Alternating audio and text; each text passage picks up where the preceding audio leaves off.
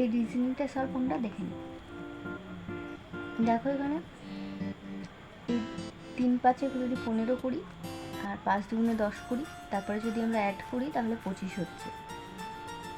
এখানে দেখো 4 7 28 আর 3 দুগুণে 6, 28 আর 6 হচ্ছে 34, কিন্তু আমাদের এখানে কোথাও 34 অপশানে নেই, তাহলে আমরা এই পদ্ধতিতে এটা সলভ করতে পারবো না, তাহলে আমরা অন্য পদ্ধতিতে। দেখো এটা হচ্ছে আমি যদি এইভাবে সলভ করি 5 - 3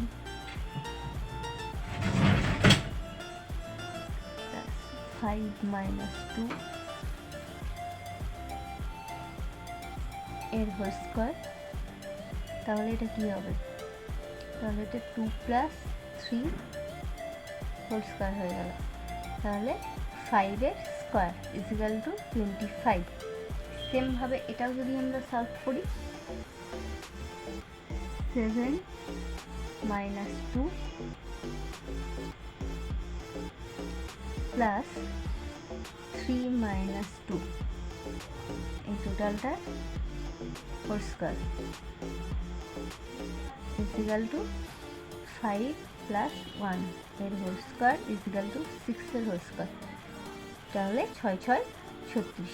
দেখো 36 আমাদের অপশান আছে, তাহলে এটা আমাদের অ্যান্সার। তাহলে বন্ধুরা তোমরা এই প্রবলেমটা সলভ করে দেখাও তো।